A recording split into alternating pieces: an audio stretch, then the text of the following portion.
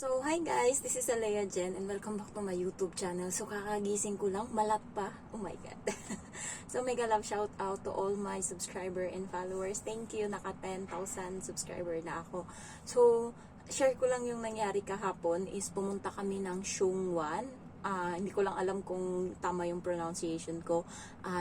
Sa may Blue Line and then 'di ba Central, and then sakay ka ng train uli pa Kennedy Town, and then next station siya, sunod siya ng Central. So doon kasi nag-aaral yung alaga ko ng English 1 hour every Friday. So kahapon pagpunta ko ng hinatid ko yung alaga ko kasi yung amo ko ayaw niya maghatid sa bata doon sa school, napapahiya kasi siya kapag kasama niya ako, and yung bata nagrarant ba, nagagrumpy. Pag ako walang problema sa bata, and nagre-review pa yan yung bata bago papasok sa center para maka 100 siya. So ganun yung technique niya. And kahapon pagpunta namin doon sa center, wala pang wallet sa daan. Pag uwi, doon siya sa may building, ewan ko kung anong building yun, pero merong establishment siya ng mga bakery, fusion, park and shop, ayan. So yun yung mga nandun, and Watson. So doon may makapal na wallet, and yung wallet is ganito kakapal, and Coach siya na brand, bagong-bago pa guys. Hindi ko lang alam, baka foreigner na puti yung may-ari, parang feeling ko. Hindi ko binuklat. Nakita ko siya sa daan, and ang ginawa ko is hindi ko alam kasi nga first time sa akin nangyari, and kasama ko yung alaga ko. Yung alaga ko hindi rin alam yung gagawin. Siyempre bata pa siya, pero nag-aantay siya sa akin kung ano yung gagawin ko. So ang ginawa ko is hinawakan ko muna yung wallet, and inano ko siya. Alam mo yun, pinapakita ko, pero walang pumapansin, and naglalakad yung mga tao.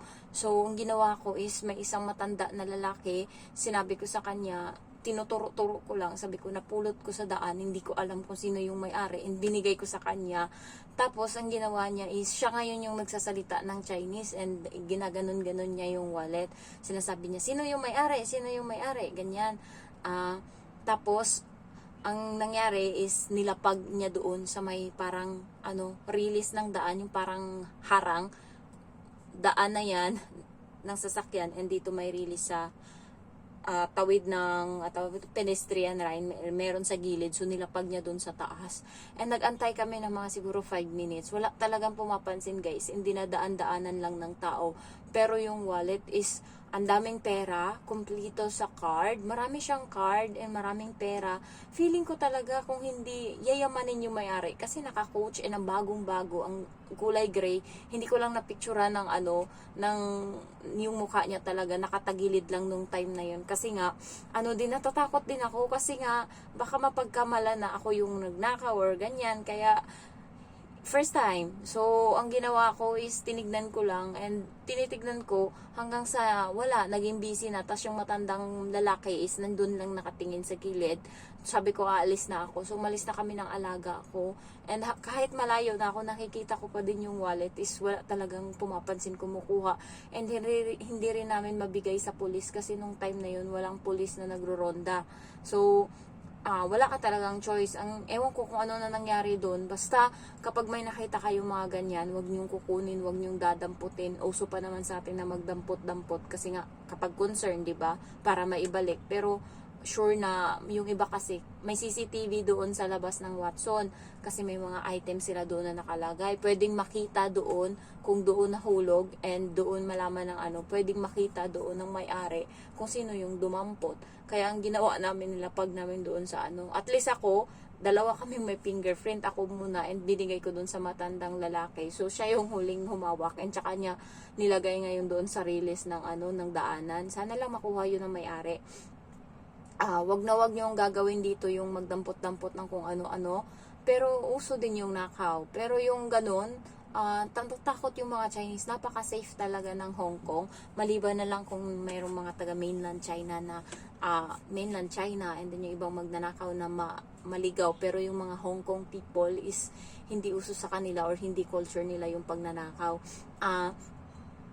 Yung kaibigan ko si Jinky, nanonood yan ng vlog ko. pumunta kami ng hiking sa Twin Peak doon sa may Admiralty. And then may bit-bit siya na yung mahaba na payong guys, yung hindi nalalagay sa bag. So yun yung bit-bit niya.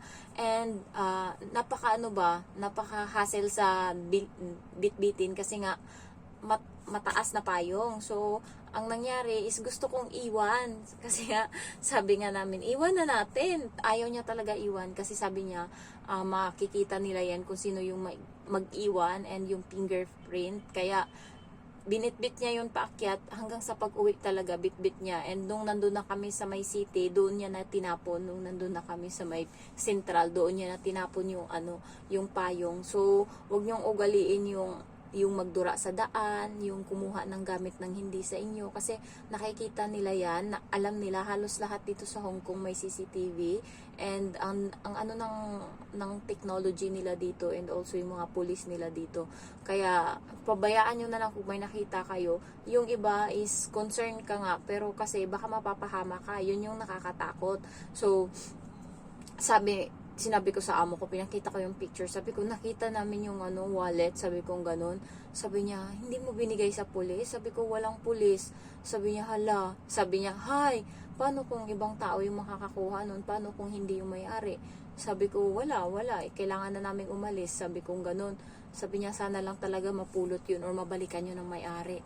Kasi yung Shongwan is parang konting lakad na lang, central na agad yun. Kaya parang siya ba, yung busy people, hindi ko alam kung paano nahulog yun ng may-ari.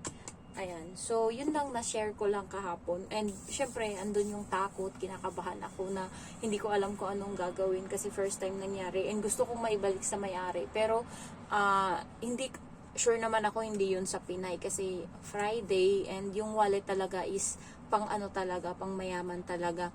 So, hindi ko rin ma-post sa Pangyaw kasi nga, sure ako hindi yun sa mga Pilipino. So, isa lang yun yung mga foreigner talaga feeling ko may-ari nun. Ayan, so, hindi na namin tinignan sa loob. Pero syempre, yung matanda siguro, baka antayin niya, baka may bumalik. Pero kung wala talaga and may nakita siyang pulis, baka isurrender niya yun. Kasi, yung boses niya, sabi niya, sino may-ari nito? Sino may-ari nito? Gumaganon-ganon siya sa Chinese. And walang pumapansin, naglalakad lang yung mga tao. So, ako din, nakatingin lang. And, wala. Sabi ko sa kanya, alis na kami. Kasi nga, yung alaga ko is bit-bit ko and pauwi na kami nun. So, ayun lang guys, pag may nakita kayong mga gamit-gamit, huwag niyong kukunin. Maliban na lang kung sa central or saan. At least, pag ikaw yung nakakuha, sure ka na may babalik mo kasi nasa mabuting kamay. Kapag nasa central ka and feeling mo, Pilipino yung may-ari niyan, kunin mo na. And halimbawa, mga cellphone, kunin mo and yan, kontakin mo or kung may tumawag, edi sagutin mo. Pero wag niyong kukunin na yung interesan nyo kasi nga, yung batas nila dito and mabilis lang makita or madali lang makita kung sino yung nakakuha ng gamit. Kasi kapag nakukuha ng CCTV footage. So, ayun lang guys. Thank you for watching and I love you all. Bye-bye.